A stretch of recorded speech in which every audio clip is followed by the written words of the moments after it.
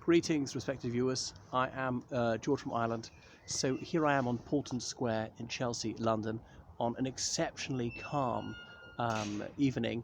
And look, there's a cerulean sky above me. It is so rare to see that in London. Not a speck of blue. Up until now, it's been primaveral, but now it's getting a little bit warm sometimes. I know I need to unzip this.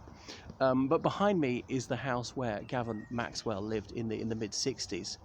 Gavin Maxwell was an amateur zoologist and a writer. So he's born in Wigtonshire in 1914.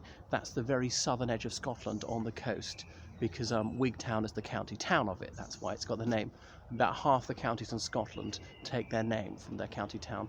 They don't really do counties in Scotland. In the 70s, they amalgamated them all to regions, put several of them together. That's why sort of Clackmannanshire disappeared into central, and Renfrewshire didn't know what it is now.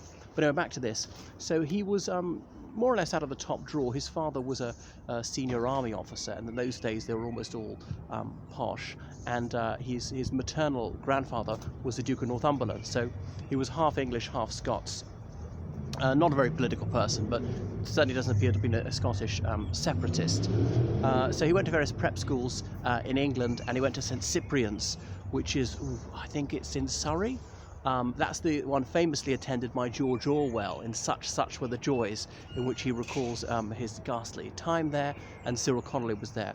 But they didn't overlap with him, because they were at least 11 years older than Gavin Maxwell. So Maxwell is a typically North British surname. Anyway, then he went to Stowe School, which had just been founded right after the First World War. It used to be the stately home of the Duke of Chandos, but that dynasty went extinct, and then there were big death duties. You could inherit the house, but you couldn't inherit the title Duke of Chandos. So there are these heavy inheritance taxes, and if you handed your property over to your heir and owned it for 7 years or more, that was fine, no inheritance tax. But if the person who'd handed the property over died within 7 years of handing it over, there was a big inheritance tax, and so people often couldn't afford to pay that, so they had to sell them off, these upper class families. So the 1920s is a big redistribution of land.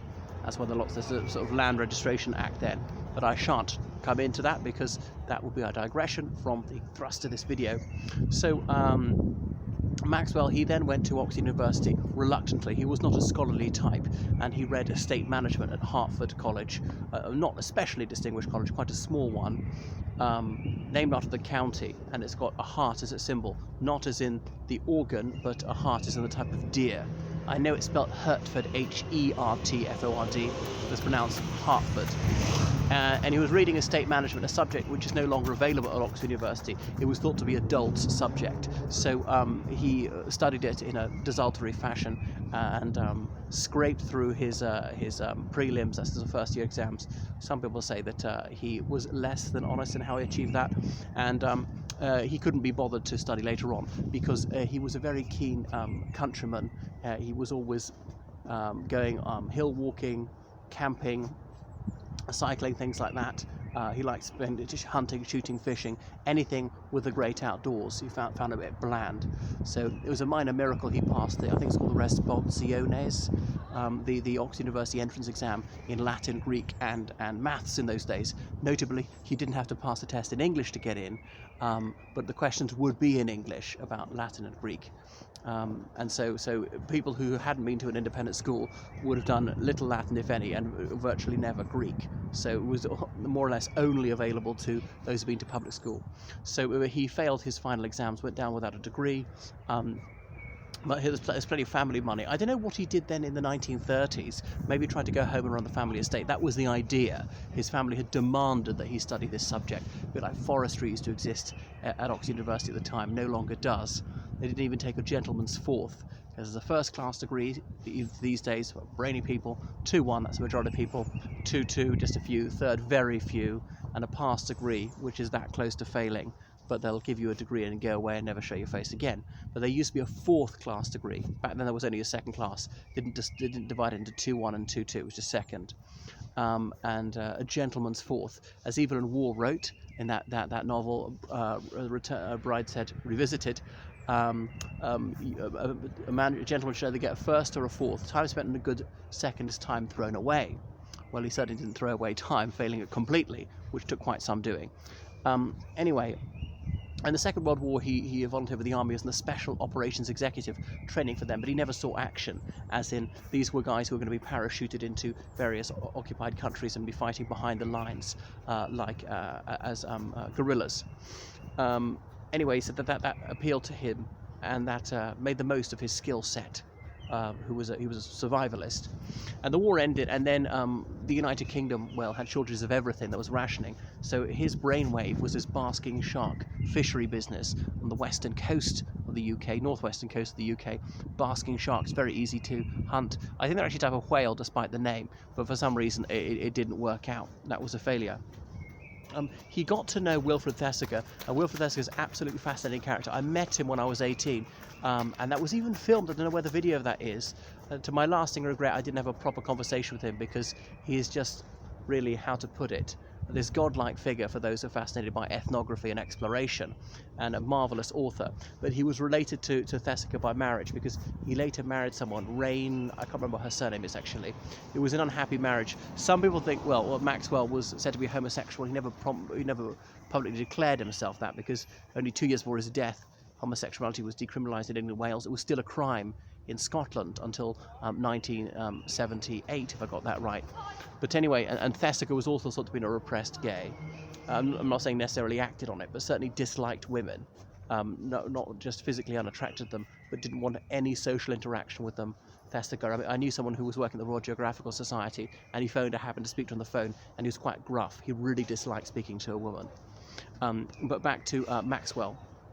So anyway, Gavin Maxwell, he then went on various expeditions to Iraq, the Marsh Arabs.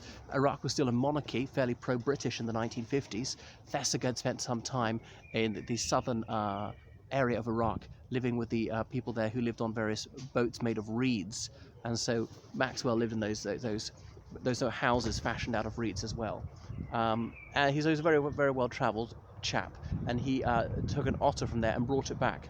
So he may well have had some sort of depression and found it oddly difficult to interact with people a lot, but he got the sort of infection and fidelity from animals that he found hard to get out of people. So that's why this otter meant an awful lot to him. This Iraqi otter, I can't pronounce his name, like Mijibil or something.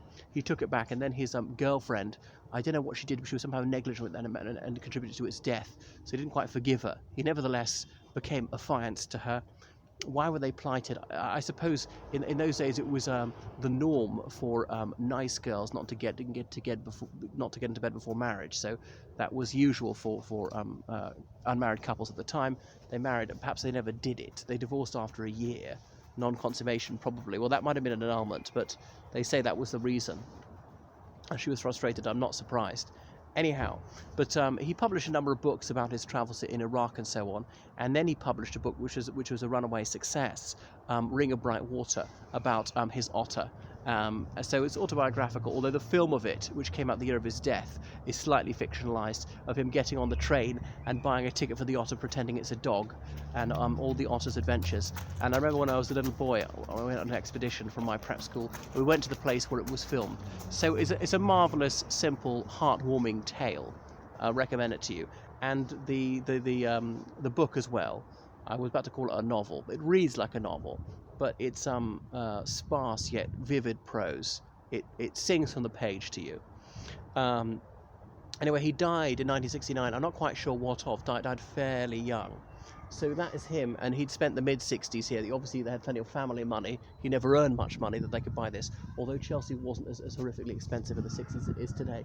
I noticed the brickwork is very different in the middle.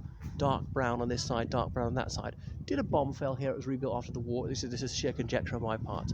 So follow me on Instagram, on Twitter, on Facebook. I'm George from Ireland. Toodaloo.